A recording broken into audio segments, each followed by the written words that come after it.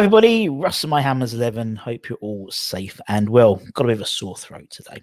Hashtag pray for us. If you're new to the channel, please consider subscribing, hit the bell icon so you're made aware of any time I put new content on. Today's guest, I mean, we've Irons United and my Hammers 11, we're good friends, and we've had Anton, we've had Stel, we've had God, my mind's gone blank, we've had Jim, we've had Luke. And it was only a matter of time before we managed to get Matt on. So we've got Matt on now. And obviously Matt's been really busy at the moment because he's been doing a lot of the live streams because Stel's sunning himself in fucking Cyprus, which was nice of him. How are we doing? Did you get any notice? It was just, can you do this stream? How long can you stay on? Yeah. Oh, I've got to go. You're left doing it now. So, yeah. I didn't even know he was in Cyprus. It was literally in the middle of a stream. Ant was like, I've got to go now. I was like, we're still coming on. I don't know, he's in Cyprus. He might jump on later. And he tried to jump on. If anyone saw the live streams, we tried over the last week. God, you to be about how shit would the Wi-Fi be? You know what I mean? It's like fucking hell, bless him. But yeah, it was like worse than dial-up. I was like, what? yeah. He tried, bless him. But we got it sorted. It's been a busy week. Sorted, didn't you? Yeah, exactly. And it was still good. I mean, you and Luke managed to hold the fort for a while, didn't it? Obviously, when Luke hasn't got his people texting him on his phone, and then. And again, he can't say much. I mean, it's about the same, and he's in the UK. He's not in Cyprus.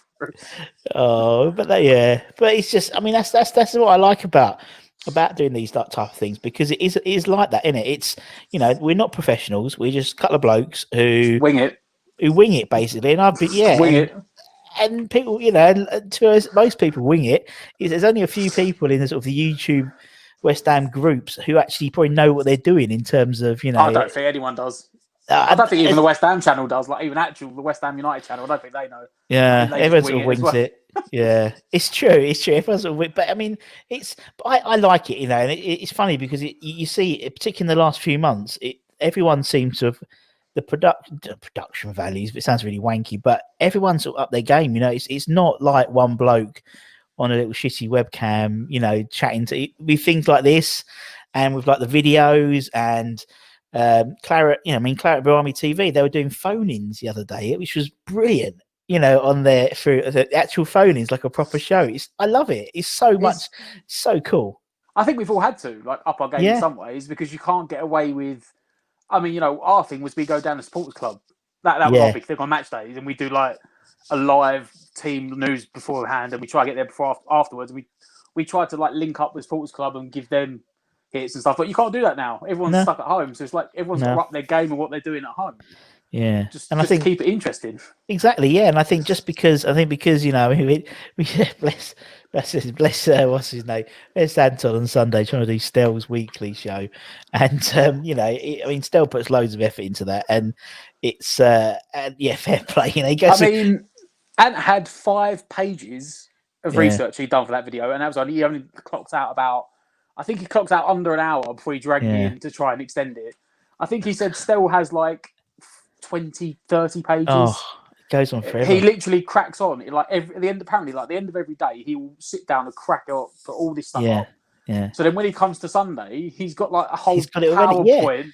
Yeah. Cracks on through it. I've seen it. I've watched one of them, and I'm not even joking. I watched it. I was popping around on a Sunday night before I was getting ready to go to bed to get up work in the morning. And I watched about 45 minutes, and I was thinking, you know what, 45 minutes aside, it'll be done. And I went off, had a shower, had something to eat, spoke to my dad, come back. It's an hour and a half later, and he's on with Nigel, and they're still going. And I was like, but them two together. 2.5 hours. Exactly, but them two together, Nigel and Stel. I mean, you listen to them more than the podcast, just the podcast, and him, Stel, Sean, and Canning Town. God, 4 of them, they love a chat, and it's at least 2.5 hours every podcast. So, yeah, they speak for about 10 minutes worth of actual content, and they just ramble on for 3 hours. They just ramble on, slagging each other off. Basically, Nigel and Canning ganging up on Sean, and that's about it. But it's the same. Yeah, I mean, everyone just gangs up on Stel, don't they? Even if it's the Twitter, the comments on the live stream, it's all about Stel and with Nigel and stuff. No, but it's it shows, isn't it, when people put the effort in? Do you know what I mean, in terms of those types of things, and Stel goes and does all his little Canva, all his pictures and stuff like that, and it's all good. I love it, and it keeps you busy, doesn't it? I'm not being funny. Nowadays, at the moment, we can do fuck all anyway. Can't do anything else. Yeah. No, that's what I mean. So you might as well, spend half an hour. That's the same as me. It's like every hour, every day, every evening, rather. I pop in my garage for an hour and talk to someone about West Ham, and yeah, might as well. Can't do anything else. Might as well. What else are we going to do? Spend time with my family. Fuck it, hell, you know what I mean? Yeah. Well, you say London now. Like, it's, you can't go to this person. You can't go here. No. Like you can go down the pub and sit about 2 feet away or something. Yeah, but then you've got to leave at 10. Well, leave before 10. It's got to be. You'll be out the door at 10 o'clock. It's not like last orders is 10. It's like no, last orders is like 9:30. You're out the door at 10 o'clock. But that's why I was so busy last week with streams, because that was like, I've got nothing to do. And he's like, right, do you want to stream the weekend? I was like, okay. Yeah. He just dumped me last minute. He was like, yeah, I've done this. Off you go. Yeah. Well, it's people want to watch it. It's like that. It was like on the Sunday itself. I was sat there, and my 9 o'clock one got cancelled. No, the Monday. Monday was 9 o'clock got cancelled, and I just switched on and just did a live stream. We had Anton, we had Charlie, we had Tom. I like texted him, do you want to come on? Yeah, fuck it. And then I've started a whole new series, Russ Rambles. It's going to be called, and it's going to be more podcast based sort of like discussions. Why not? Just came up with it. Fuck it. Seems great. Why not? Already got a sponsor for it as well, which is brilliant. Oh, nice. Soon to be revealed, but that's all good fun and games. And we got what else we got? We got My Hammer's Greats coming up as well soon, which should be fun. Steve Potts is the first one. Which should be good. Like a round table discussion. Why not? Innit? Yeah. Why not? Innit? Just something different, innit? Something different, something unique. Yeah. And apart from that, and apart from obviously doing all the live streams and stuff like that, how have you been, man? You been well? Yeah, can't complain. Just decent work is just keeping busy at the moment, which got to find something to keep you busy. Like I said, at the moment, it's not much going on. You can't do much. Nope. No one. I don't know when we're going to get back to stadiums again. I can't see it being this season. So no, it's not going to be past. It's going to be past Christmas, but in the new year at least, isn't it? Yeah, at least. But who knows? But I think people have adjusted to it really well. Do you know what I mean? Because it's like you got to think of some people. All they've known on a Saturday, 3 o'clock or whenever, 7:45 or whatever, all they've done is been at West Ham, for like 30, 40 years, and now it's almost like they've had to sort of adjust into this new world and watch guys like you and the Hammers Chat guys and West Ham and West Ham Way and West Ham Fan TV and watch the watch-alongs and do Zoom parties and things like that. I actually think people have adjusted quite well to it. I think the thing that people miss most is going to the pub, and the supporters clubs and the boats and stuff like that. That's what I think people miss. You can't replicate that. It doesn't matter how much you do it, which is a shame. But and also typically because West Ham are sort of playing all right at the moment as well. Because it's typical. There's no fans. We've already had bar 2 games in the last since the official restart. We probably just played shit in 2 games. The rest we played all right. It's like there's no one there to see it. Yeah. Exactly, and there's no one to see it apart from me. Imagine that game. Imagine that game of the weekend. Mental. That away end. That because it was in that corner as well. It would have been down in that corner of the away end. Imagine that would have been like in a 94th minute. Mental. Because like there was that video, wasn't there, of outside, and there's people outside the London Stadium, and I don't know whether that was taken on the Sunday. Because like, why would you film outside the stadium if you weren't in the? So there was like about 20 or 30 people outside the London Stadium chanting, like screaming it. I think it was actually sort of on Sunday, but fair play to them. I mean, it's. I think it's. I think everyone is a West Ham fan. I mean, my mother-in-law. She came in to check on me because I heard this. She thought I'd like done my ankle in, sort of turned my ankle, and it wasn't. I was just screaming at a Lanzini 94th minute, 35-yard goal against Tottenham. How many times you watched that goal? Come on, tell me. I lost count. I asked this on the stream. We done them the other night, and I was like, I actually can't remember. I just spent literally all day, next day, just continually every time I could look at it. It's like, even now, I still go back and look at it. Like, Although it will go down in folklore. It's one of them West Ham goals. Oh yeah. And it was funny because Obiang put something out on Twitter on the Sunday morning, wasn't it? Yeah. Like it was a clip of that goal going, I'm great memories of that goal, and you just think, how funny, how like fate. It's like better than Obiang's, and I mean, he said that, didn't he? I think he actually come out and tweeted that. He was like, I think this is better. I think Manzini's top my one. Yeah. And it did, didn't it? Just because it just was more on the cuff, it seemed, where Obiang was running with the ball, wasn't it? Where he just had to hit it and he just had time to think about it. But I mean, I've probably watched more the Tottenham fan TV twin, the brothers. That's what I've watched more, just because it's brilliant. It's so funny. And then someone's mixed it with Tom at Hammer's Chat, and obviously when they scored the 94, he took his top off and was running around his room like half naked.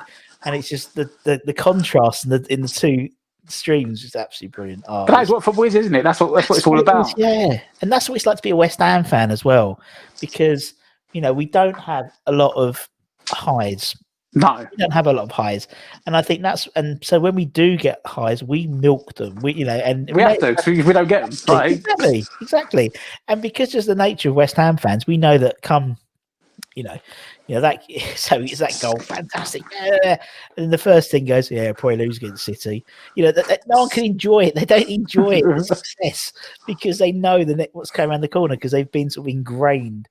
And it's a shame because, as you said, we've had 3 really good games. We had 2 really good games, and about 20 minutes of the Spurs game, was really good when we were really on top. But yeah, no, it's all funny. That's why I love it, because you never know what's going to happen. You just don't know with West Ham.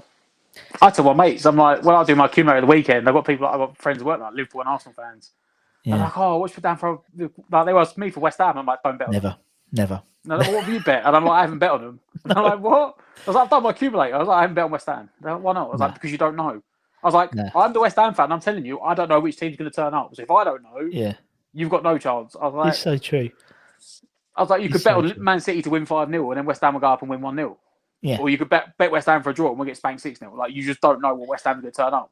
No, and that's why it's important, isn't it, Matt? Because you don't know, and you have to watch each game, because you don't know which team's going to turn up, and we know 3 or 4 times a season our team will turn up, like the team will turn up, but we don't know when those 3 or 4 times are. It's like last season, we never beat Norwich at Carrow Row. I can never remember us beating Norwich at Carrow Row, and then we turn them over 4-0. It's like, where the fuck did that team come from? This season, we played a bang average Newcastle team at home, opening game, having just come off the back of that Project Restart run. Everyone's like, this is the game we're going to win. We was absolutely dreadful and lost 2-0. And then we went and put 7 past Leicester and Wolves, who were Champions League chasers, and didn't concede a goal. Like, you just don't know what West Ham team's going to turn up. No.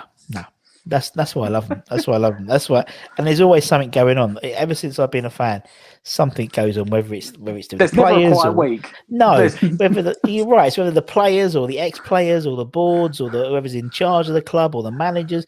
There's always something going on, which is great for guys like you, because it means you've got something to talk about. You're never going to be stuck for content. Let's be fair. So you look at teams like, I don't know, like a Southampton or like a Sheffield United. And they just have like a quiet week. They might have a bad result, and then you get a day or so. But we've just got. There's always something. Whether it's the club, the owners, the fans, the media. We never can have just a week where we get put in this behind the spotlight for someone else. No. I mean, I don't know how like a Southampton fan TV YouTube channel has enough content to last, because nothing's happened. What are they talking about? No. Danny Ings again. It's like, great, okay. Where us, it's like, this has happened, or this has happened, or this has happened. There's always something. That's why. So obviously for you, Matt, why are you a West Ham fan? Why? What's your story? Why are you a Hammer? That's the main question. I didn't have a choice. No, I grew up into it. Yeah. 3rd, 4th, 5th generation West Ham fan. I didn't have a choice. Like my dad, when he was a kid, and my granddad, they grew up. At one point, they lived on Green Street. Like, I didn't have a choice. Yeah. My granddad's granddad, which is like my great granddad or great granddad, once scored a goal playing for Thames Ironworks. Like, I didn't have a choice. Yeah, that's like my story. Apparently, the family proverb. No, that's wrong. That's the wrong thing. That's a proverb. Is the family story, or whatever. Is that one of my great was coach of the Thames Ironworks. apparently, you know, and as you said, I didn't have a chance either. Both sides of the family supported West Ham, and even my dad, who's based in sort of Charlton area, his family were massive West Ham fans. So it's you're sort of stuck with it, but I like being stuck with it. Do you know what I mean? I like not having a shot. Technically, my local big team is Charlton. Like, I was born in Romford. Yeah. Until I was about the age of 4, and I moved to South East London. So technically, my local big team, even as a kid, especially when I was a kid, which was, you know, I'm talking 20 years ago when I was a kid, Charlton were in the Premier League. So Charlton were technically my local team, and all the people around me were Charlton fans. Yeah. I was a West Ham fan, and that was when Charlton were good, you know, under Kirbishley. So it was like, I didn't have a choice. Like, my cousin was in Charlton's academy. My uncle's a Tottenham fan.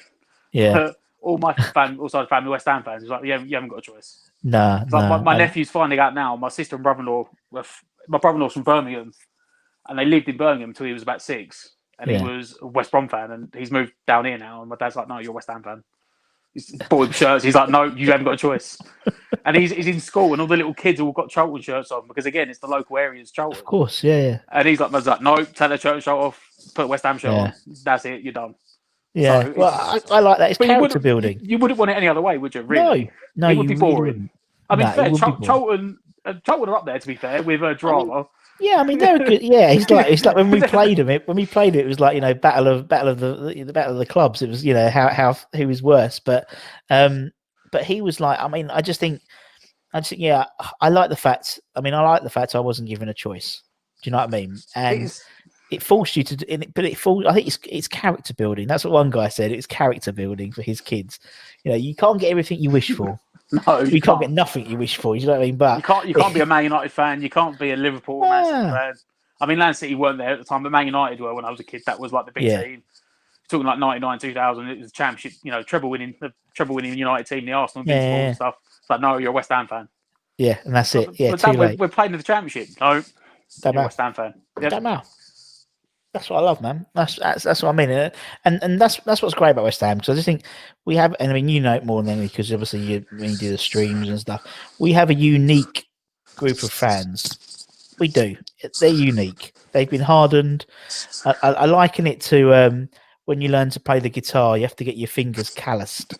You know, you have to, and that's like West Ham. We've been calloused. So you know, we nothing good comes in. You know, we're ready. We're ready for it, and that's what I love. And it's just like they have such an unusual sense of humour compared to other fans. We obviously on this channel we have people from, same as you. We have people from other football clubs watching us, because they don't have that. They don't have this sort of like this type of relationship with their club and sort of amongst the fans. It's almost like we know it's going to go bad. So like when it goes well, that's when we get to enjoy it, because it's like we're expecting it.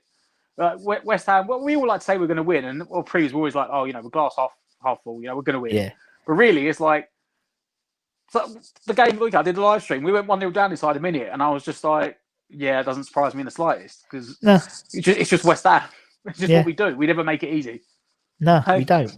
We never have. We never have. We never will. It's just the makeup of the club, and that's what's endears it to me, because we always try and do things, but when the chips are down, we usually do it. Do you know what I mean? Like when you think of the Man United game at the bowling, last game of the bowling, and you know the Blackpool game in the Championship, and not the Crystal Palace, but Preston North End.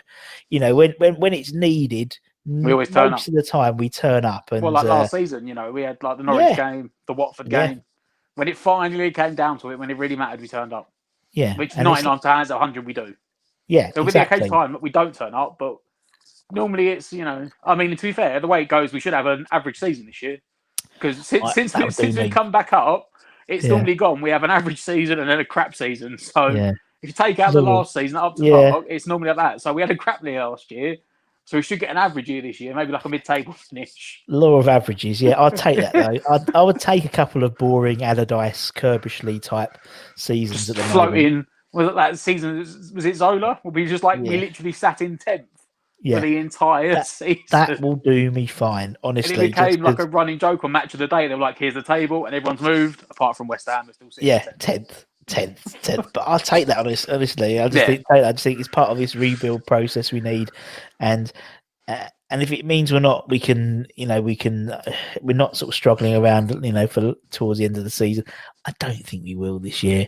I've always been, now someone's going to replay this in May, but I've always been relatively confident of us staying up. I think it's going to be interesting this year. I think it's going to be wide open at the top and the bottom. Definitely, yeah. But I think you can already see there's a gulf, isn't there? There's a bit of a gulf. I think Fulham, Burnley, yeah, Burnley, West Brom. Is it Fulham or like 1 point each or something? Fulham, yeah. And then there's someone on 4 points, and then there's like 6 and 7 points. Yeah, I think Sheffield United are going to struggle this season and stuff. They're down there. I mean, they've got the second season syndrome, which is hard. Yeah. But I mean, Burnley, they're always like this though. Burnley, even last year, like Christmas time. They had a run of like 9, 10 games they didn't win, and Dyche always finds a way to get them back out of it. So I don't know. Well, Southampton last year, weren't it as well? He was literally a game away from being sacked, and they got knocked like 9-0, didn't they? By Leicester. Yeah, and then they just and then they lost to us. Yeah, of course, and but they turned it round, and then they turned it round and finished higher than we did. Yeah, that was the last game, wasn't it? That was the last home game before the COVID dropped in properly, wasn't it? If I remember, and I remember saying then we had to make sure we was out the bottom 3 just in case, and they were like, "What?" I said, "Oh yeah, so we're back in 2 weeks." Yeah, no, okay, nah. And then we nearly went down on that stupid. Wasn't even points per game, was it? It was like weighted, yeah. Yeah, we were going to go down by like 0.2 of a point, even though we weren't actually in the bottom 3. No, which would have been the most West Ham thing ever, by the way. That would have been such a West Ham thing to get relegated without being in the relegation spot. But you had obviously, on one system we were going down. On the unweighted system, we were staying up. We were staying up, and it was only the French league which did the weighted system or something. Yeah. It was like, and they got a lot of backlash in court stuff for that because Lyon, who were 5th, ended up finishing like 9th and didn't get any sort of Europe this year. Yeah. You could just imagine, I mean, fucking hell, we still like the whole Tevez saga and stuff with us and Sheffield United. Could you imagine what would have happened if that got him? But luckily it didn't, and luckily we stayed, and luckily, we stayed up. Luckily, I think we were pretty, I think we deserved it in the end, but I think we did. Close. Yeah. It was nice as well because you watched that. I remember watching that last game against Villa, and we sat there, and I'm doing all the calculations, refreshing the old BBC Sports, and he's going down, who's staying up. I'm like, thank fuck we're not involved in this because it was like literally goal, this goal, that goal, it's all changed. I said we done a watch along for that, and I said before we went live, I said, well, this is going to be a draw, and everyone was like, no, we're going to win. I said, no, we're not. We're going to draw. We can't. I was like, because we doesn't bother us what the result is. No. Villa just need a point to stay up. If Villa get a point, because Watford were never going to beat Arsenal. No, but part of me really wanted Villa to go down because obviously we was there and I was at the ground, and there was like when the goal went in, when Villa's goal went in, and like all the directors, the people, the Villa directors were like ran to the front of the box. I was like, yeah. I was like, oh, fuck off, it's like, and then as soon as Grealish got the own goal, I was like, yeah, you're not running now, it's like, and then I did that little really horrible thing where they sort of went into a huddle at the end, didn't they? And only one of them had a radio, like we was in 1970, and then going, yes, and Watford, and I said, oh, yeah, and it's like, oh, for God's sake, you've got mobile phones now. It's like, it's so. Surely someone could have got an iPad out and just had it away. Well, they must have, surely, it's like, oh, it was just so cringy. It was almost as cringy as when we did the Betway Cup and Bournemouth went on a lap of honour. That was hilarious. Fair play to them, to be honest. Fair play. I would have done the same, fucking hell, silverware, innit? Only us would invent a cup which we've only won once or whatever. I mean, we get to the final every year. I mean, that's so much. No one's. I mean, again, that's entirely West Ham, isn't it? Yeah. We make up a cup for ourselves. We've only won it once. Love it. But yeah. And you thought you'd fancy him this year because we had no foreign play. Here we go, victory. No. We just stayed up. They've just gone down. They lost like half their squad. Have been transferred out. We got turned over massively. Yeah, it's funny. It was funny, man. But no, but that's it's just West Ham, isn't it? We're used to it now, and good old pre-seasons and stuff. And you're right, we just sort of had that thing, didn't we? We sort of had that game. I mean, the Brentford game wasn't great either. We had that game, and then the Newcastle game, and then we had Arsenal, and then it steadily improved. Very similar to since restart, wasn't it? We had obviously that Wolves game, the first game after restart. That Wolves game, we just didn't turn up. No. And Wolves looked really good. Then we had the Tottenham game, didn't we? And then we played a little bit better. And then we started getting some wins on the board. And well, it's being a West Ham fan, isn't it, Matt? We're long suffering, and it's not going to change. That's what I don't want it to change. Someone said to me the other day, "Would you want to win the Premier League?" And obviously, straight away I said yes, and then I said no straight after because I don't think we'd enjoy it. We'd moan about putting a weakened side for the Champions League or something like that. Do you know what I mean? We'd be like, "Yeah, we won the league. We won the league. Brilliant." But you know. I wouldn't mind if we'd done a Leicester and we just won it once and then we just sort of floated. Yeah. Just so we could turn to top and be like, yeah, but we won the league. So yeah, that's a good point. And remember them 2 leagues you finished second when the league you should have won it.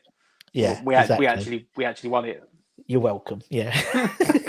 But that's the thing. And also it's like with West Ham, they could easily every season win the league or get relegated. And to be honest, neither would surprise me just because it's West Ham. We'd probably do like a great escape, then win the league, and then get relegated the season after. Yeah, that's what we'd do. We'd be in the Champions League and get relegated. You know, that's like get to like a Champions League quarter final. Yeah, but we're sitting bottom of the league on like 15 points. Exactly. We play PSG in the Championship, but then then come August we're playing Rotherham. You know, and it's just. That's what you know, and I think anyone who's not a West Ham fan doesn't think that's how we think. That is how West Ham fans think. It's all good fun, though. I love it. Right, let's go and talk about your 11, Matt. So obviously, everyone we've had on, bar 3 people actually, Harry Redknapp, Ian Bishop, and Nigel Reo-Coker. All 3 of them, apart from those 3, everyone else, all 200. I think 200. Yeah, he's 203 something now. Pick their 11. So basically, the idea is you can pick whoever you want, whether the criteria doesn't matter. But the only rule is you have to be alive to have seen them play.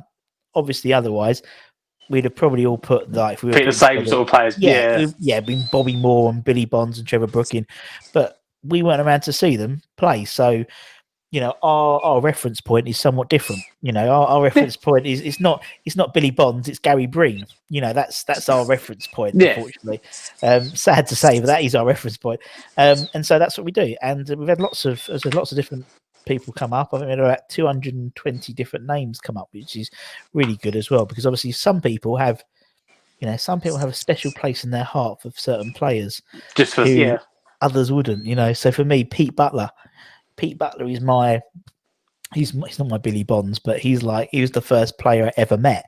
Because they used to do like at West Ham, they used to do the junior Hammer birthday parties in the little school next door. So for like, you'd have a group of 10 of you for like 20 quid a head, and they'd do a bit of football and a bit of, party rings and finger sandwiches. And then a first team football player would turn up to present the cake. And it was Pete Butler. And I was like, fuck it hell. Nowadays you wouldn't get, Sebastian Haller turning up to Hours of Adventure House or Jump Evolution. That shows me age, but you know what I mean. So it was a special time, and so Pete's always had a special play, and he's been on the channel, and he's a lovely bloke, and he still randomly texts me like, "Oh, good game for the Hammers." I was like, "Oh my god, Pete Butler's texted me." I'm so excited, but that's what we do. So. Matt, we'll start off in goal. So who's in goal for Flack 11? That's the question. That's what everyone wants to know. It was hard. I'm going to go Rob Green. Rob Green. Do you know he's appearing a lot at the moment? Greeno is. I think it might be also the sort of the age of the people who interview him at the moment. Because I had a bit of Xhaka and a little bit, did. And then there's a bit of Adrian, but yeah. I think Rob Green, realistically, I think since the turn of millennium, barring probably that last season after he went to the World Cup, for about 4 years straight, he was one of the best keepers in the league. Like, he was so underrated. He went to that World Cup, and that was his big chance. And he let that go in, and it ruined him. Yeah. But, like, that season we had the Great Escape, he came in for, like, was it the second half of the season? Yeah. And I remember, like, that Arsenal game, he was unplayable. Oh, exceptional. And, so for me, I did look at Adrian, but if I put the two of them up together, I'd still think, it's Rob Green. Rob Green was a better goalkeeper. So for me, And funny story about that Arsenal game. I was interviewing Jimmy Walker, who didn't even put himself. He put Rob Green in goal instead of himself. Yeah. Oh. Fucking hell, yeah. But and he just said because he was one of the hardest. When he's obviously he's goalkeeper coach at Ipswich at the moment. And he's like any young goalkeepers. He says, watch Rob Green. That's his sort of like case study because he wasn't technically probably the best goalkeeper he's ever seen. He said either Roy Carroll was the best goalkeeper I've ever seen, technically, but not necessarily the work ethic. And him and Lou, I think they'd trained on the Friday. We played Arsenal on the Saturday, and on the Friday they did the training session, and then Jimmy and Roy had finished. They're probably off to Epping, off to 195 for a couple of sherbets, but Greeno, they'd had their lunch and they'd had a shower and stuff. Greeno was still out there doing one-on-ones with Ludo, and then the Arsenal game was literally one-on-ones all the time. Just shows if you put it in, man, it comes the other end. And he was an exceptional trainer by all accounts, and not like Adrian was flamboyant, wasn't he? He was a flamboyant man.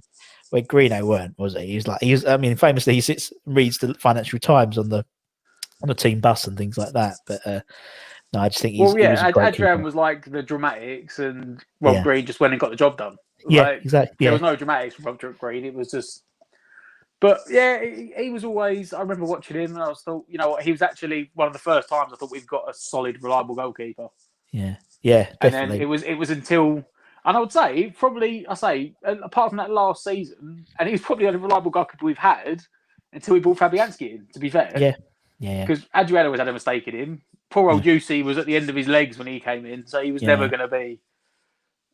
He was never going to be amazing. No, you're right. And, to be fair, they were the only two goalkeepers we paid for in the last 15 years. Was Rob Green, and then I think we paid a couple of million for Green, and then the 7 million for Fabianski. So I'll go Rob Green. Yeah, we'll put Greeno in. Good shout. All right, are we going to play? What are we playing? Matt 4-4-2? Yeah, we'll go for it. We'll go for a standard. Nice. Let's go left back. Who's going to be left back for Matt 11? Oh, this is an hard one. I've got two names written down, and I've got to toss up between them. Who you got down? Let's live your dilemma. I've got George McCartney. Nice. Who done? He did two spells, didn't he? He came in, got sold Sunderland. We got relegated, and he came back. Yep. I've got him, and I've got Cresswell because again, I sat down earlier and I picked this team out, and pretty much every player, as soon as I put in a position, I knew exactly what I was going to pick, apart from the fullbacks. Yeah. The fullbacks, I was like, we've never really been blessed with amazing fullbacks. Because you've got to say that I'm only really, my first game was like sort of 99 and I was 9 years old. Yeah. So I'm only really, since we got championship under Pardew forward is what I've got to work with. And we've never really been blessed with amazing fullbacks. No, we haven't. We haven't. To be honest, we haven't been since. Well, hopefully different with Soufal now, but since sort of Tim Breaker and Julian Dix, really. Even Sebastian Schemmel for his season was there, but it was before your time. But yeah, you've got George McCartney and you've got Cresswell. McCartney was solid. Never remember him making a mistake. No. Wasn't spectacular, but he was 6, 7 out of 10, I'd say. I don't remember him making a mistake. And Cresswell, I think he's resurrected his career by playing. I don't remember, especially said from my standpoint, I don't remember many defenders we've got playing for England for West Ham. Good point. So that's why I had Cresswell up there, because he actually made it into an England team playing for West Ham. Yeah. So I'll give it a Cresswell. Maybe I'll just solve myself. Give it a Cress. Yeah. Yep. Yeah, he's done well since. I think he's done well since he's gone back to this sort of three of the left of the back three, isn't he? I think it was two. He played 2 years in a row with no one else at left back. Yeah, I think Allardyce got away with it. Yeah, and then Bilic got away with it the last season at Upton Park. We literally had one left back. Yeah, and I think the end of that season, Cresswell got injured and we had to bring in Masuaku. Yeah. But he played every single game for 2 years straight to show you what the level he was at that time. Obviously, he had the injury. He's weighed off a little bit since, and maybe he's rediscovered his form playing left of the back three. Yeah, but yeah, I'll give it Cresswell. Yeah, I think he's unfortunately injuries as always, and it happens to all West Ham players. It seems injuries just fucks them up really. But I think Cress, you can't. I mean, I can't not commit his, say he doesn't put it in because he always seems to put a shift in, and he's been around for a long time there now, 6-7 years now, I think, and as you said, part of the reason why I probably haven't had loads of fullbacks is, as you said, for those 2 years, the managers come in didn't need to buy a fullback because Cresswell was the guy they thought was solid enough, and he was. When he signed from Ipswich, he was brilliant. He was this sort of dynamic left back, and obviously, unfortunately, injuries played its part. But as you said, he sort of resurrected his career now, and I think him and obviously Masuaku playing wing back now really pisses Stell off, which I think is great. And can you imagine, like 3 months ago, when they were talking about Masuaku coming back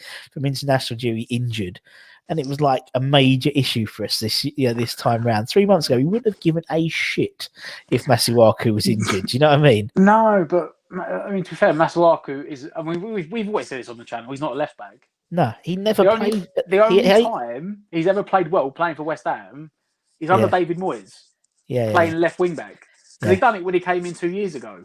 Yeah. I mean, we went. I can't remember who was playing right wing back. I think it might have been Antonio out there, and then Fernandez. I think Eddie Milson Fernandez played right back. Yeah. Like something weird. But that was the only time Masuaku could play well, was playing left wing back, because he's not got the defensive ability to watch runners and going behind. He'll run back and he'll put a tackle in, but he won't see the runner and think, "Oh, I've got to do this and that." So Cresswell sitting behind him, they get the best out of each other, because Cresswell hasn't got the pace to track the runner. Masuaku can track the runner, but he won't watch the guy behind, and Cresswell can sweep that up. So I think it works out the best of both of them. And I think it's fair. I think someone mentioned when we were talking about Masuaku on a previous episode that when he signed from Olympiacos, he only played left back because they weren't particularly defensive. He was never really a defender, really a true defender. And a bit like fucking Anderson played left back for Lazio for a few games because they don't need it. Yeah, they defend, so they don't need it. Just put another attacker on. And but bless him, he's doing the stuff at the moment, and Cress is doing well, all right. So we'll put Aaron Cresswell in. Let's go right back. Let's get these fullbacks out of the way then. Who's your right back then? Again, we got down to 2. Yeah. I've got Guy Demel. Yeah. We're struggling right now. And I've got Carl Jenkinson. Great shout. I like Jenkinson. I really did. And it was that, I think we were supposed to buy him and he got injured, and that sort of put a stop to it. I think since then he disappeared off, and he's playing in the Championship now. I think last time I saw he was playing for Nottingham Forest or something. Yes, I would have said Forest for some reason. I don't know why, but yeah. They're both good. I mean, Guy was solid. He was a handsome man as well. Good looking bloke as well. Well turned out. Like he was very fashionable, and on his Insta he's still very fashionable. And Carl Jenkinson, I mean, him and Cresswell were strong. Were strong as a pairing, I thought. And he had a couple of spells with us, didn't he, on loan? I remember. I think he won't come for a year, then he come back for another year, then we didn't have him for a year, and he came back for another year or something. Yeah. We had a couple of times. The last time we were supposed to buy him, and he got injured, and they just pulled out of it. And because he was never going to get a chance at Arsenal, let's be honest. I think he came through around the same time as Bellerin, so he was never going to get. He was never getting a chance at Arsenal. No, exactly. Come on in. Who are we putting in, Matt? Come on. Didn't Jenkinson play in goal once as well? Didn't he play in goal for West Ham? Let's have a look, dude. Carl, I'm pretty sure I've got a feeling he did. Yeah. Play in goal. I'm sure. I remember I'm sure it was like an Allardyce thing, because he didn't like playing goalkeepers on the bench, did he? He did. And someone got injured. And I'm sure he didn't play in goal, did he? He was forced to play in goal as West Ham lost to Leicester when Adrian got, because we had all of our 3. Well done, we had all our 3 subs on. Because also him and famously Henry Lansbury. I'm going to give it to Jenkinson because he played in goal as well. There we go. 2 right. We love an outfielder in goal, don't we? I remember when Judy. I remember that as well, because didn't Adrian try to win a ball, and I know his foot was high. But it was that the one where he almost kicked the bloke's head off almost? He kicked him in the chest, didn't he? I think he'd come up for a corner. I'm sure we were attacking. Yeah. And he just put his foot out to volley it back in the box and keep the guy. He wasn't even looking. He was looking over his shoulder and booted him in the chest and got straight red. Bless him. Yeah, quite possibly. All right, good shout. Yeah, we'll put Carl in. Right, let's go centre half. So who's your first centre half then, Matt? James Collins. Nice. Good old Ginge. What a guy. That's just an easy one. I said I pretty much seen all of him. I've seen it. I've seen him. We all watched his whole career. Yes. I think I saw him in the championship. He first came in. He still had his hair then. His nice ginger hair. He did. He came in with Gabidon together. They both moved in. Yeah. And so he went and come back, but you can't not have him in there. He's done 11 years. He did 11 years, didn't he? Yeah, on and off. Yeah, he did. Yeah, I just think he's he just. Obviously, he on Saturday he announced his retirement, and to be fair, I thought he'd retired at the end of last season. To be honest, so I was like, oh, I thought he'd retired, but no, he was looking for a club, and no, he was just brilliant. And I said before, I love a player who gives his shirt away, but meaningfully. Do you know what I mean? Rather than just fling it nonchalantly like Ronaldo would do into a crowd, he sort of picks out a little kid in the chav corner and goes over and literally hands it to him. Yeah, and I love that. And then he'd do the fans, and that's it. He was a class act. Well, let's put it this way: what other player would be injured and would turn up sitting in the away section at a game? Yeah, true. He done that to Arsenal the other year, didn't he? Yeah. But when we went, I think we lost. We lost that game 3-1. Yeah, he was in the stand. And he was actually in the away stand, wasn't he? I mean, you've seen it occasionally. Some teams do it, but no one's done it for us. So. No, it's a good point. It's a really good point. And I mean, there's a lot of players who used to. I mean, what's his name famously used to do that? Hugo. If QPR didn't play or it was an early game, he'd be at West Ham. He'd go, and he wouldn't. But he'd pay for a ticket because I think Don's met him at like one of the boats or something like that. And he was doing and it was like Jordan Hugo. What the fuck? What? Absolutely mental. But yeah, no, he was a dude. I like James Collins. Top guy. So who's he going to partner, Matt, in the centre backs? That's the question. I've gone for Winston Reid. Oh, Reido. Yes. I was going to pick Upson. Really? I liked Upson. Yeah.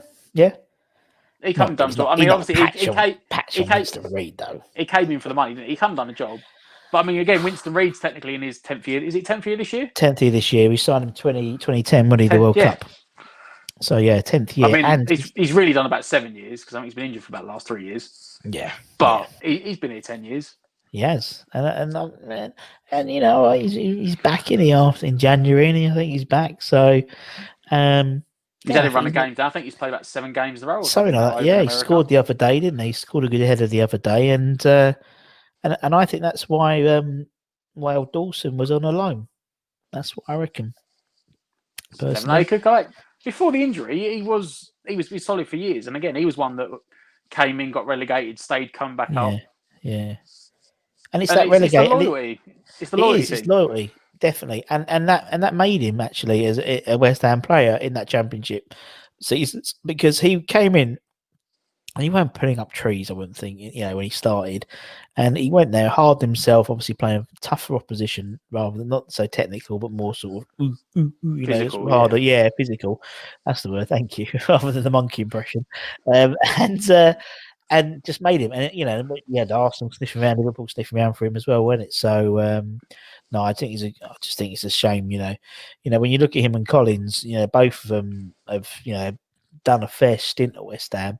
And it's funny, isn't it? Because like Winston Reid, it's only when you realise when we signed him, but Collins, he just had this affection with the fans, doesn't he? Like he was a proper hammer, you know what I mean? With Winston Reid, and maybe it's because he's, I don't know, New Zealand. He seems like a quiet guy. I've never met him, but he seems on social media and interviews. He seems quiet.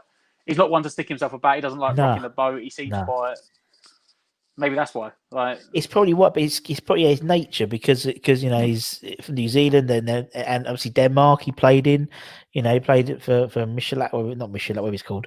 He played for them. Or whatever. Yeah, so it might just be the nature of his personality. But where Collins is like this fiery Welshman, you know what I mean? It's just like he just has some of this passion coming out. Where not saying Winston didn't have the passion, but it's just how the fans take to them. Yeah, demeanor exactly. But he was, when he would on his day, he would still be a class defender, and I hope he comes back for a little bit. because it's well needed. Right, okay, let's go into midfield then, Matt. Let's go to left midfield, left wing. Who we got? This is the one that's going to upset absolutely everybody. I'm going to rock the boat here. Everyone's going to get really angry because he's the best player I've ever seen. I can't deny it. Yeah, but I know you're going to pick, and do you know, everybody says that exact word. Oh, everyone's going to hate me, but everybody picks him. Everybody picks him. It's Dimitri Payet. Right? Jonathan Spector. What? Sorry, Dimitri Payet. Yeah, okay. Yeah, it's just you know, the way it ended wasn't great, but I mean, he was probably right because we did nearly get relegated the next season, and he went and played in the Europa League final. But I can't deny it. He's the best player I've ever seen play. No, he is. He's the best player. I said I can only really go back as 2000, and he's the best player to put on a shirt. Yeah, sorry, no, I totally agree. I'm same as you, man. Totally agree. I said this to someone the other day, and they were like, "Well, he's not." I said, "What other player played in a West Ham team and came 15th in a Ballon d'Or?" Yeah, exactly. That year, that last year at Upton Park, he came the 15th best player in the world. Yeah. Never, and we're never going to see that again. No, are we? Maybe Mr. Ben Rama might be. Maybe we find another gem, but I know what you mean. He was on another level. Like he was definitely. He was in it, and I've said it before, and I'll say it again. We never tend to buy players in form, in their prime, and he was prime. That 18 months was probably the best 18 months he's ever played in his life. Yeah. I mean, he's still doing bits in like Ligue 1, but not to the extent that he was at West Ham. No. We got him into the French team. He had that global audience to watch him, to put on and show his skill. Yeah. And obviously that Euros as well, when he was, practically player of the tournament for those Euros as well. And Bilic standing on the table celebrating. Yeah, like a proud France dad. Scoring a goal, yeah. Loved it. And we were all celebrating French goals that Payet scored, and it was like just bizarre. But he was same. I totally agree. He was the best player I've ever seen him play for West Ham, and probably he's probably the best player I'm ever going to see at West Ham. Hopefully not, but it's probably going to be, yeah. Probably, realistically. The stuff that he done, and you look at him, like two goals always stick out in my mind. Obviously, the free kick at Old Trafford. Yeah. And that goal against Middlesbrough. Yes. When he didn't even really want to be there anymore. He was on his way out the door. Yeah. And he still picked up the ball, ran past six defenders and stuck it in the bottom corner. Some twice. I swear he do it moment. Some people twice. He went back some of them twice. And he just looked at everyone else like, seriously? Can we actually play in this game? Like, this is Middlesbrough. Like, to be fair, that's just West Ham, isn't it? We know that. But Dimitri Payet is like, no, this isn't my standard. You need to up it. I'll drag you through if I have to. And he just went, I'm not passing to anyone else. Like, I think if you go back and watch it, Antonio and Caleri or something are both in the box waiting for the ball. And they're like, yeah, pass ball. And he's like, no, I'll just go past him again, go past another one, pass another one. But that's him. That was him, wasn't it? And he was like, he was exciting. I remember when he was injured and he came on as a sub at Everton or Liverpool, something like that, in the last season. And the crowd for like 20 minutes were just chanting Payet. They wanted the song. They wanted him coming on. And he came on and did like one of his little pirouettes, the first thing he did. And it was like, hey, he's back. Everyone's like, we can relax in their seats because we missed him so much when he was out. And God knows. We never had a set piece taker as good as him. No, never. No, definitely. You gave a free kick anywhere inside 30 yards. You might as well give away a penalty. Very true. It was literally like a 50-50. That ball was either going to hit the wall or it was going to the top corner. Yeah. Because if it went over the wall, it pretty much went in. The keeper didn't save it. The keeper never got anywhere near him. The keeper just dived and prayed that it wasn't on target. Because if it was on target, it was in. Exactly. And we've never had anyone that technical ability. No, never. Not to that consistency. You have like occasionally, like Cresswell do one or Snoddy, but yeah, but they won't. It's not on the money every single time. Every time, exactly. I think his first one he scored was Bournemouth. It went in off the crossbar. I think that's like when he just come back from his injury. Yeah. And he'd done that one at Palace, which defied the laws of physics. Exactly. Which I've watched that back tonight, and I remember I saw a video. It come up. I don't know why it come up on Twitter the other day, and it was someone from the away sitting in the away end at the Blin, one of the Palace fans, and it goes out of screen on the camera, and they all start doing like, hey, and all of a sudden it just drops in, and they were like, what? Yeah, it was he just did stuff on the ball that wasn't scientifically possible. No. And he wasn't a particularly You know, he's a little stumpy little bloke, really. I mean, I can't talk, but he was a little stumpy little fella. But he just had this God-given talent and could just fantastically. And we love players like that. We love skillful players who can make a player just look like an idiot on the floor and nutmeg people. And you know, we've always had them throughout sort of our, you know, through West Ham. We always get one that comes along. We get one every so often, so like Joe Cole and then Di Canio and then Payet and then Arnautovic for a while, you know, and so we haven't had one since him really. I mean, you know, Antonio's more of a pace merchant and so is Bowen really. I wouldn't say they're tricky. Lanzini started out like that, but we had Payet already, so it was like very similar, you know, both tricky players. But yeah, he was great. He was a great, and he said, I think about 40% of people's 11s he's been in, and that's the first thing people say. People are going to hate me, but I'm going to put in the best player ever to play for West Ham. Well, there we go. You've already sort of explained yourself, but right, we'll put Dimmy in. Let's go with the right wing. Let's go the other side. Who we got? Yossi Benayoun. Yes. Love that guy. Oh, what a guy! He was great. He was in that class. Like he wasn't as high, but in terms of when every now and again you had that one player come around. Like we signed him from basically no one. He come from Maccabi, Tel Aviv or something. Tel Aviv, yeah. And again, he was only one that wasn't around for very long. He came back on loan, didn't he, for a bit? But I'm sure we only had him for about 2 years. Something like that, yeah. But he was brilliant. I mean, he was great. You know, and interviewing people like Matty Etherington and people like that. Apparently, what I didn't know about Yossi was he loved to tackle in training. He loved getting involved. Yeah, and he was like a short, skinny little. Yeah, but he was like he loved the physical. He was like, really? Yeah, he did. He loved the physical, but he was great. And I was obviously he scored some cracking goals for us. He was. Yeah, I just thought I loved him as a player. I just thought he was. You're right. He was just so skillful. Yeah, we like those players, don't we? The guys who are sort of they could look like a good, you know, I don't know, like a big gust of wind might knock them over, but yeah. But when they got the ball at their feet, it's just magical. Yeah, magical. And he was the first player to score a hat trick in the Champions League, the Premier League, the FA Cup, and I think the League Cup as well. Well, because again, he's one that left us, went on to have a big career, didn't he? He did, yeah. Went to Liverpool. He played for Liverpool and Chelsea and Arsenal. Did I miss anyone? Probably. I'm trying to think. He did the big three with them, didn't he? And he, you know, yeah. And that was it. And he was a good player. I just thought he was a good player, and he was fun to watch. And he always got remembered for that goal against Tottenham. Yes, exactly. And he scored a goal at Fulham as well, if I remember. And I think Anton. Oh, the lob. He lobbed the goalkeeper, which was like a ridiculous toss and turn. Yeah, but that goal to stop Tottenham getting the Champions League. Yeah. Well, the funny thing is, if you go back and watch that, you can see me on that footage. Oh, is when it? He scores? Because that year, it was me and my dad. I remember I was only I must be about 15. Yeah. Me and my dad had tickets. We had season tickets. We were in the Bognor Lower, and we'd moved from like on the corner of like the West Stand, and we were like, I think we picked like row F. Yeah. We were like, that would be just about far enough back that you can see over the top of the netting. And West Ham started at row E. Brilliant. So we were literally, that season, we moved off that. We moved about 10 rows back. Yeah. To sit next to my dad's uncle and my cousin. But that season, every week, my dad going to work, his mates would be like, we saw you on the TV this weekend. Because we were literally the second row in the middle of the goal.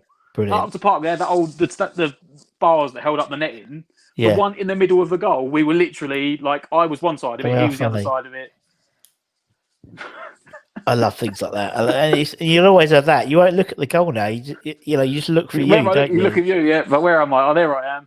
But it's we'll pick F because that's about, that's a decent up rows back. No, we'll start at E. So F is the second row. Such a West Ham thing, isn't it? It's so West Ham, isn't it? It's like only West Ham would start it at E. Forget the four letters. A, B, C, yeah, D. Where the fuck they gone? Yeah, Christ. Yeah, gee, you'd be like literally underground for A, wouldn't you? Really?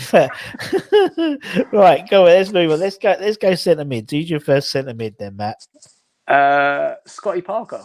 Nice. Which again, whenever I talk about him with other mates, he seems to be a bit of a controversial one.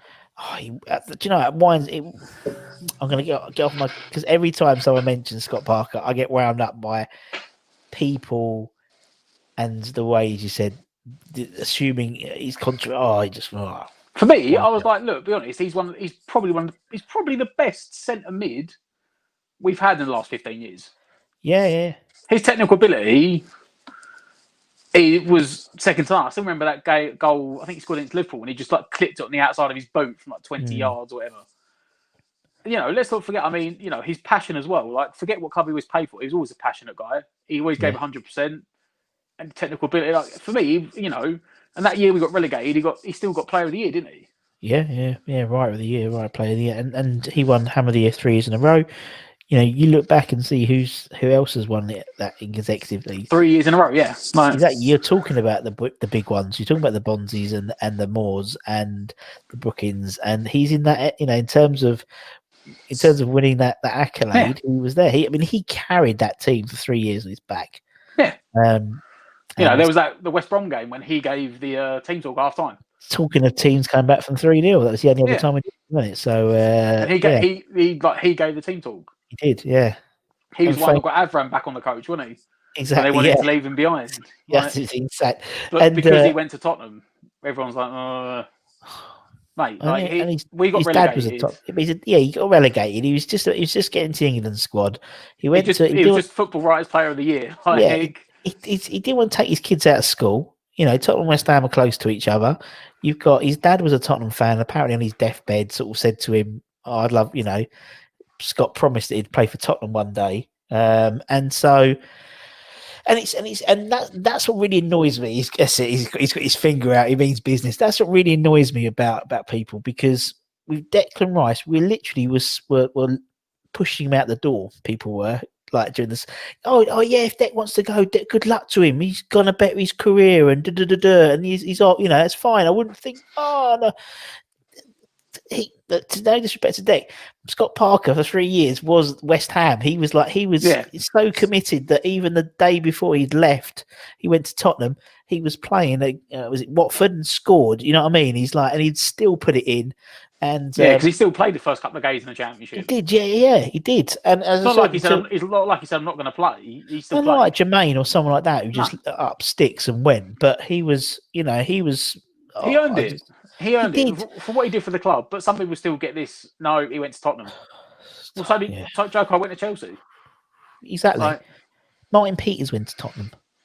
You know what I mean? Bobby Moore was going to go to Tottenham or Arsenal. Yeah. He was going to put a transfer request in. And so, but people forget about things like that, and because it's one of the real tragedies, because he was Scott Parker. I mean, I would love to see him on the touchline at West Ham. I think he would be brilliant. Seeing what he's done at Fulham. It's the passion. We love passionate people, and that sort of that interview, which obviously they dubbed and put the streets over it, which was brilliant. The playoff final, which one gave him a prayer for, by the way. No, it was always Brentford. They were not even underdogs; they were like below underdog level. Yeah. They went through the whole season like just picking up scrappy 1-0s by determined play and counter attack, and Brentford steamrolled basically was steamrolling everyone with their amazing front three with Watkins and Ben Rama in it, scoring X amount of goals. And then he done them on tactics in the final. Like, was it the first goal or the second goal when he done the goalkeeper?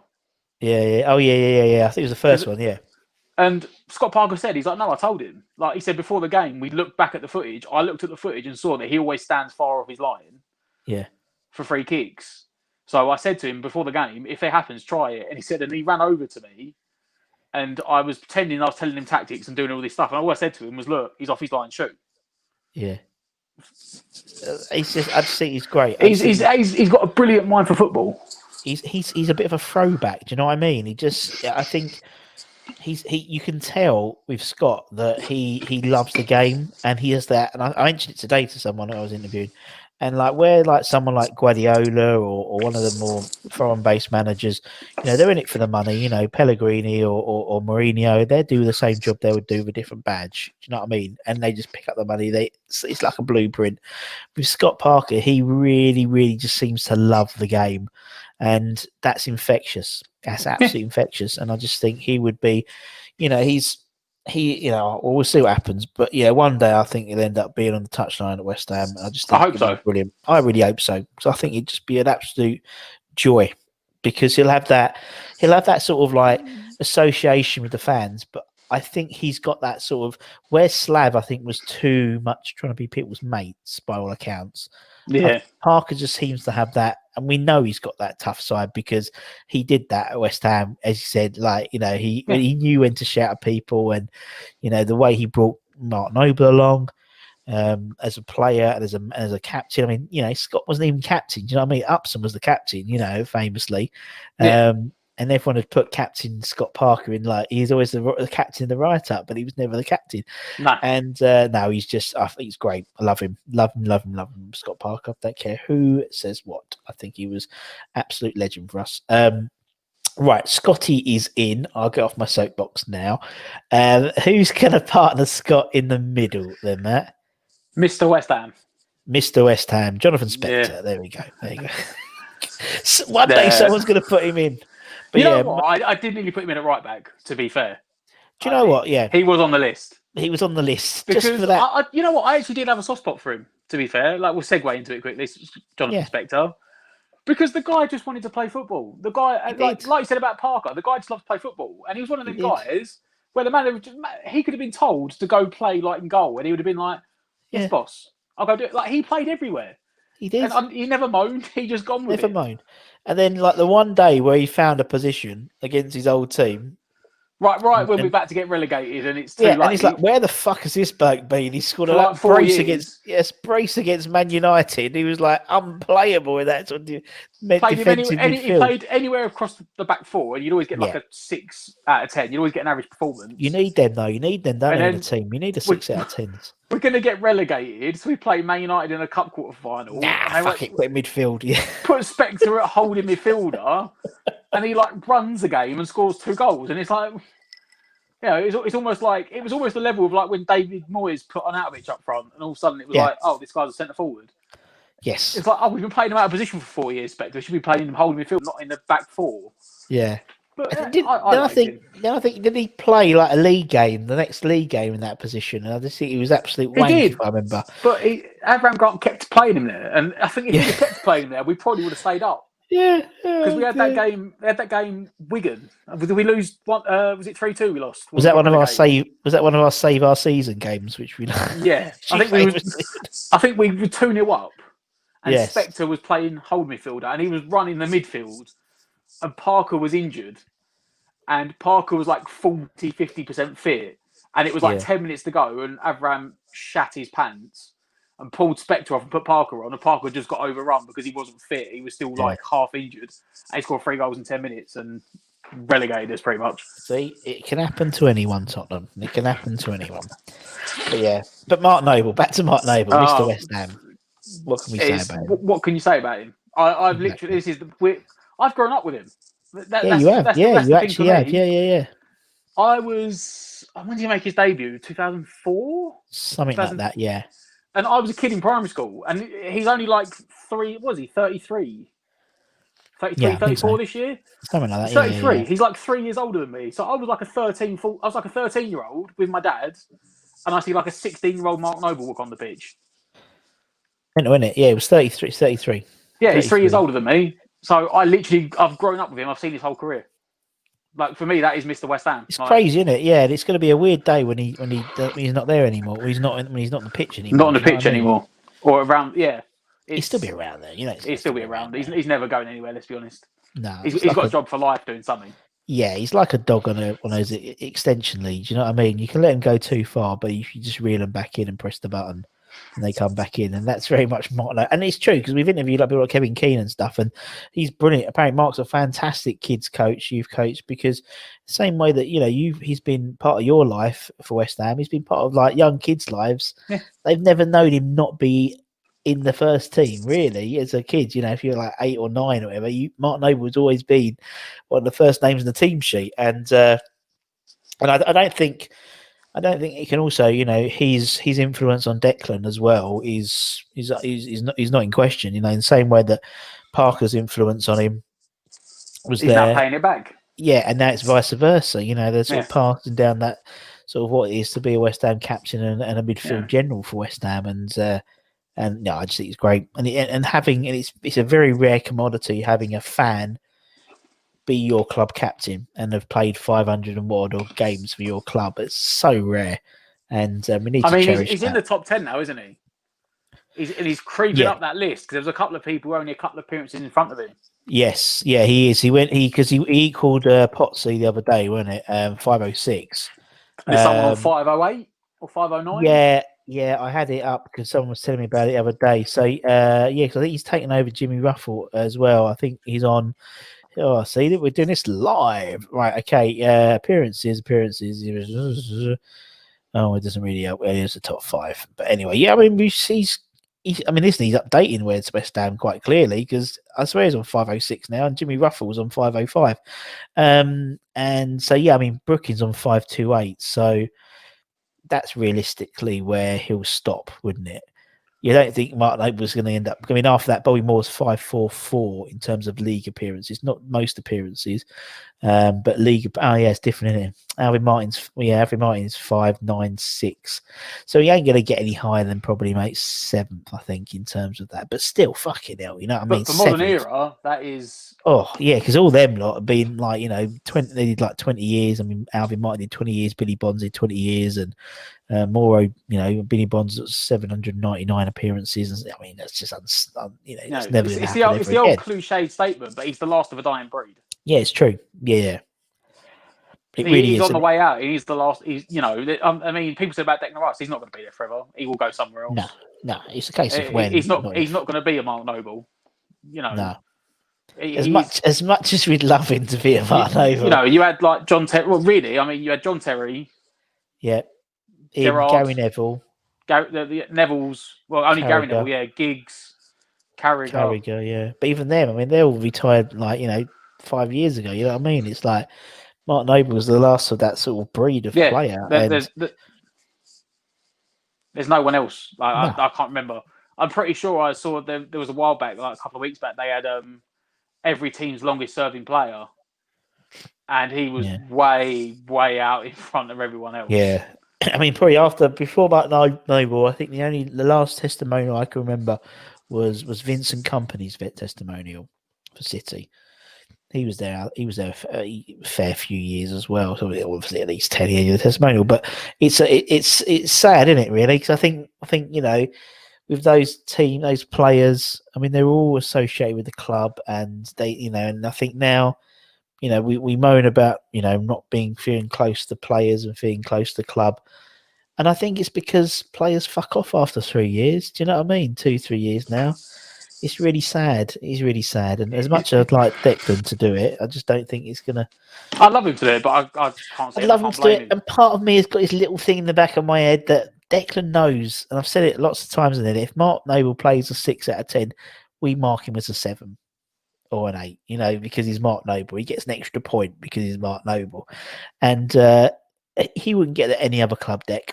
Wouldn't get at any other club, that sort of togetherness. And he doesn't. The only thing that Dec needs to leave for is to win things. Yeah. And I mean, I've been funny. You look at all the people talk about the legends and things like that at West Ham. Very few of them fucking won anything. You know what I mean? No. It's like you look at Noble won 2 playoff finals. Exactly, but you look at even before then. You look at we revere people like Tony Cottee and Frank McAvenny, and they didn't win nothing. No. They finished 3rd. In 85, 86, and we put him on this platform, and it's like, which is too right, we should do, but they didn't win nothing. You know what I mean? It's like there's not a lot of people at West Ham who've won something, and so we'll see. Well, look at Gerrard. He won. Exactly, he won 2 Champions Leagues. Yeah, and he's one of the greatest players Premier League's ever seen, but never got Premier League with his medal.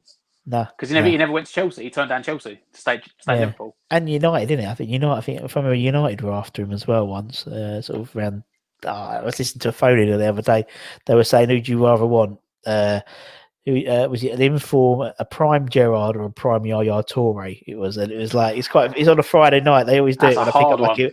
But when I pick up my kebab, they always do it on a Friday night. And you listen in the car, and it's Darren Bent and someone else, and they always have, who would you rather have? And it was like, it was Thierry Henry or Alan Shearer, and it's like it was really good. But yeah, It's I think that's a new series. Oh, you're gonna nick that idea. I think they nick my ideas. I might as well nick their ideas anyway. So anyway, we'll put Nobes in. And talking about strikers, let's go up front then, Matt. Who's your first striker then, mate? Dean Ashton. Dino. What could have been? Exactly. That's what I was going to say. He should have been. I mean, don't be wrong. If he'd have actually stayed, he wouldn't have stayed. He wouldn't have been at West. No. Again, he wouldn't have been one of us. Would have been in West Ham long. No. The potential that guy had was unreal. Oh, brilliant. And we only ever saw him really for 6 months. Really, yeah, properly fit, didn't we? Yeah, you're right. He had 6 months when he came in, took us to the FA Cup final. Yeah. Went off to be in McLaren's first ever England squad. Broke his ankle, and that was him finished. Gets hobbled by the smallest player to play for England or something like that, you know. Like so West Ham. The tiny little wind blowing over Sean Wright Phillips. Start kicks. I can't stand him, even when he's on telly. He's on there. I have to switch it off. It's not his fault, but yeah. It's just. I mean, he came back after that, and he's still like, he said. I think he said it. I don't know if it was in a book or an interview before that. After that injury, he had to learn to run again and jump again. Yeah. He had to do it off the other foot because he couldn't do it off that foot anymore. And yet he still scored that bicycle kick at Old Trafford. Yeah. I mean, we were 3-0 down, it was irrelevant, but he still bullied Rio out of the way and smashed that in. And he got a standing ovation for the Man United fans for it, which you don't normally get from opposition fans at teams, do you? You don't, I saw it on TV the other day on like one of the Sky, Premier League era this year thing. And there's people in the background, they literally were just like, what can you say about it? You've got to sometimes, don't you, when you see goals like that? And he still got it because he done a noble testimonial as well. Yeah. He rolled back the years. Oh, bless him. It took a while to get up though, didn't it? If I remember watching. He was like, "No, that's it. I'm done." Yeah, I'm done, mate. Yeah, but I know he's. I just think he was. He had everything. Yeah, the only thing he didn't have lightning pace. He had enough though. Yeah, he had enough to break. He had enough to break a back line. Yeah, he bullied people because he had the weight and the size. Yeah, and he was 2-footed. I always remember that goal he scored against was it Man City in the cup? Yes, when he jigged past it and smashed it in the near post on his left foot. Yeah, he was a guy that had the world at his feet. I've no doubt that if he'd have played, he would have been at Chelsea or Man United or Liverpool. I reckon he'd have been at United, and him and Rooney would have been their partnership and England's partnership for many years. Because you remember, obviously, Rooney was desperate for a partner, and obviously Heskey was up there, and then it never really worked. Well, I think it was 2010. Yeah, which was like just before he retired. Capello was still ringing him, asking how fit he was because he wanted to take him to World Cup to play with Rooney. And that was really 4 years after his career was done. I think that was probably around the time he retired, but Capello still wanted him. And that team itself, that 2010, we had Tony Carr on, and when he did his 11, it was basically the England 2010 World Cup squad, because it was like something like a third of the squad had been through West Ham Academy, and it was mental. In some way, shape, or form, yeah. So it was, and I think, just Dino, you know what I mean? I was so excited when he signed as well. It's similar to how I feel when we signed Bowen. Because he was that young championship player, and you knew he just had the effort, and he was just going to come in and just hit the ground running, and he did. And terrible because obviously him and Bellamy that was the pairing, and they would have been. I think he played a few times together as well, but that was the idea, and they would have been absolutely amazing. Well, we could have had him and Tevez. Yeah, yes, indeed. Because it was that summer he got injured, and they brought in Tevez. Could you imagine? Anyway, we'll put Dino in. Who is the last striker then, Matt? Well, I did link about Bellamy, but he weren't there for very long. I thought about Tevez, he weren't there for very long. And once you go outside of that, again, and Anautovic, he wasn't there very long. Once you get outside of them three, your choices get to really slim pickings. But I thought I'd go for loyalty. Yes. I've gone for Colton Cole. God bless him. God bless Colton Cole. I like that. No, I think that's a good shout. And again, you could never fault his effort. No. And I think that's all we want. That's all we want for West Ham. And we want 11 people who are going to come off that pitch and have tried. And Colton was it? God loves a trier. And God loves Colton. There was that famous Tottenham game when he scored that absolute worldie. Yes. And then 5 minutes later, he put Defoe through for a 1-on-1 to score an equalise. And that's what you got out of Colton Cole. It was one of two extremes, but he'd never come off that pitch without a sweat on. He never run off that pitch. Yeah. Like that one of him in the snow, and it was like steaming off him. But he was put a shift in. Yes. And he knew, and he got that. He knew. West Ham fans were like, if you put a shift in, no matter how crap you might play, we might get angry at you, but we won't moan at you because you put a shift in. Yeah. We got relegated, and he could have left. He could have been another championship team that picked him up. Yeah. But instead he stayed and took a 50% pay cut to get us back up again. Mental, isn't it? And then when he left and came back as well. Yeah. Then we went to sell him to West Brom. Yeah. Poor bloke went all the way up there, didn't he? And then we got shafted by Levy. Was it supposed to be signing Mido on loan? Yeah, yeah. So we were going to sell Colton Cole to West Brom, and he was going to get a pay rise. And then at the last minute, Levy found out that we were going to loan Mido. And it wasn't Mido, it was Adebayor. Yeah. I remember because I saw this, I was listening to a podcast a couple of months back, and Colton Cole was on it with Kevin Nolan. They were talking about it, and he was like, I was literally there. I was in the boots, I was in the kit. And then Levy found out that he basically said he wanted to get rid of Adebayor off the book. So he'd said to the Tottenham scouts and his agent, anyone can have him if they'll pay 50% of his wages. So like 10 to 11, he's about to sign off, and he found out that it was West Ham, and he went, no, they've got to pay all the wages. And he was on like 120 grand a week. Because it was West Ham, he's like, you've got to pay all the wages. So they pulled the plug. Sullivan pulled the plug on the deal. So poor old 10 to 11, Colton Cole's driven up to West Brom. He's in the kit, waiting to sign to get the deal signed off from West Ham's end. And Allardyce had to bring him up. Was like, no, you've got to come back. Come back. That's and like Cole was like, he didn't come back to training for like 4 days. He was like, he just sulked at home. He was like, no.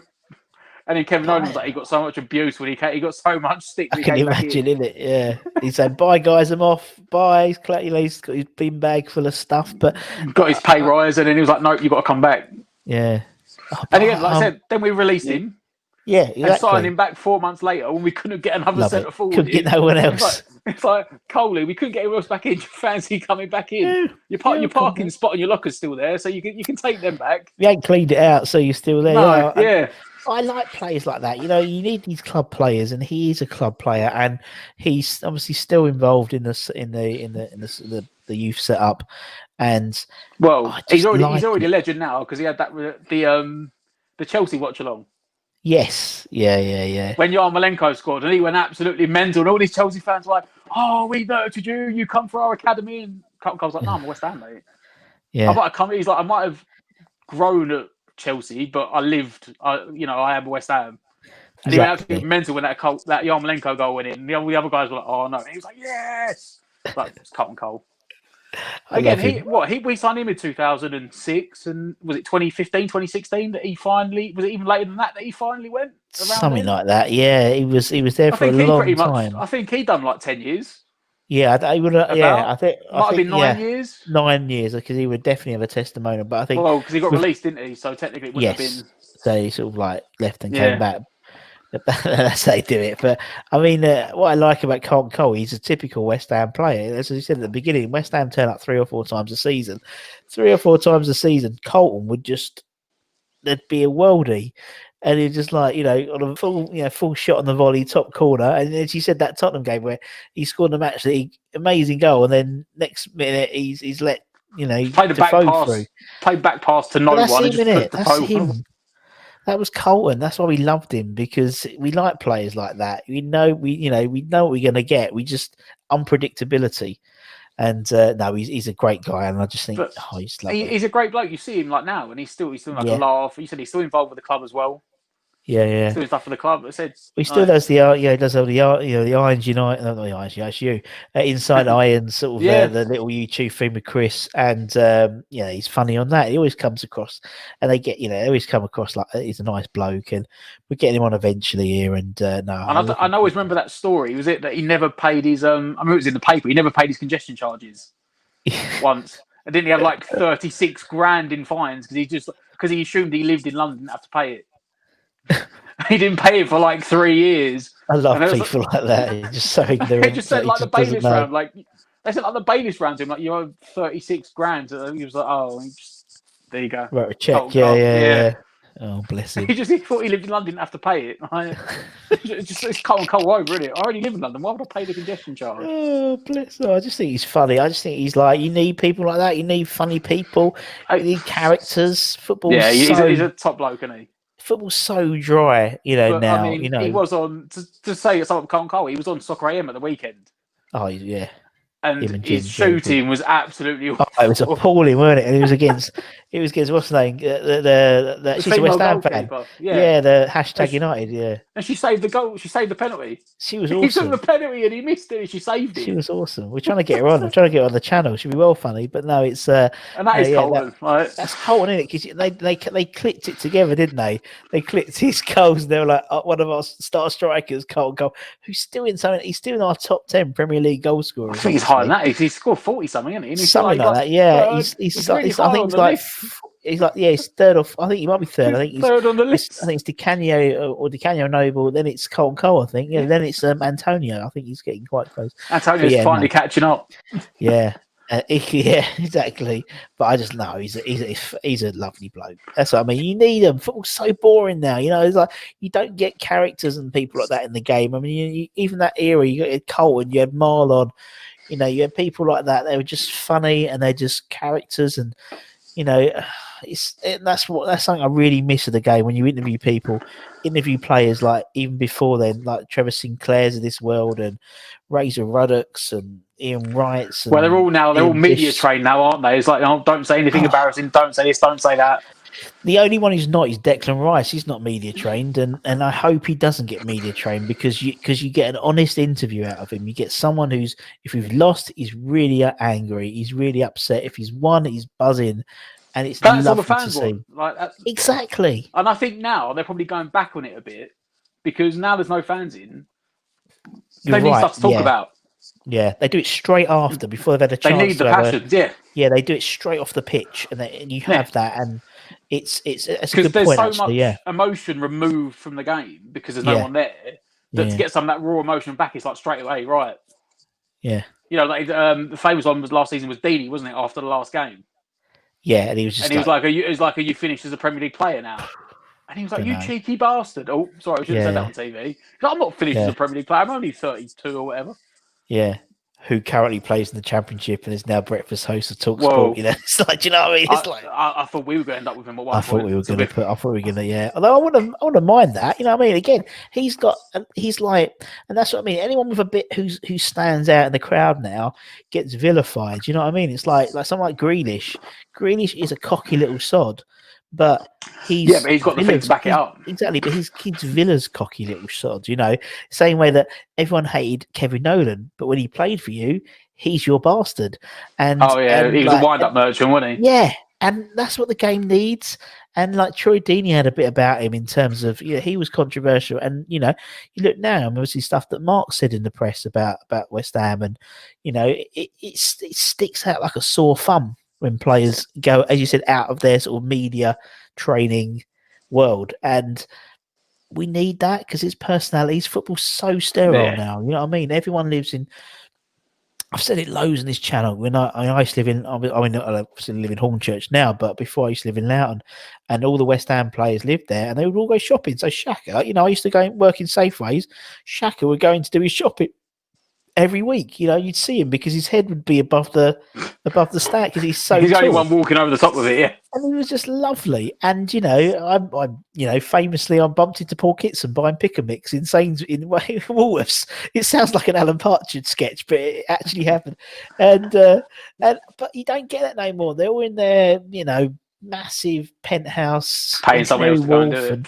And then Deliveroo and Uber Eats, and it's just the nature of the football now. It's like, even at Upton Park, you could get a signature if you put your hands for the great. And now, because the way the games, the way the stadiums are built and stuff like that, the players right around the back and stuff, it is. And it's the same as everywhere. It's like St James and all that lot, and it's a real shame because that's why we don't have this sort of affiliation with footballers anymore, I don't think. And I think that's why the fans are more together than they ever have been, because you don't get that. And when you do get, so people like, obviously, Sinclair and Ian Bishop and, they're the main two off the top of my head, but even people like David Cross and people like that who are on Twitter, and Tony Cottee and Frank McAvenny, they're on Twitter talking to West Ham fans and are genuine and love the club, and it comes through on Twitter, and you don't get that anymore now because you don't get that interaction. It's really sad. But anyway, we'll finish on Carlton Cole because we love Carlton Cole, so that's great. Matt, it's been an absolute pleasure. Thank you so much for your time. It is. It's cathartic, isn't it? It's it's a time for the particular YouTubers to just decompress. You don't have to think about anything about Moyes or football. It's about just going back the memories, and everyone enjoys it, particularly YouTubers, because you say it's new news all the time. You don't get time to sit back and reflect, so it's nice to have an hour and 25 minutes. Where the fuck that come? Love it. It's proper Stell territory, isn't it? Really. But I really appreciate your time. Thank you, mate, and obviously thank you to everyone for watching on YouTube. If you're on YouTube, obviously head over to Untitled United. You do that already. Give them some subscribe. Show them some love.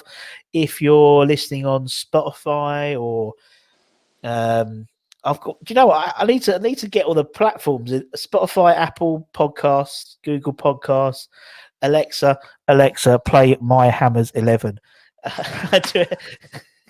Got to get them out. Got to get the sort of the viewership up, the listenership up a bit, so that at least anyone who's watching it on YouTube, we're going to be fucked off now. But anyway, give it a love, give it some share, and until next time, for me and Matt, take care, everyone. Stay safe, wash those hands, come on you irons, and we'll see you again very, very soon. Take care, everyone. See ya. Bye bye.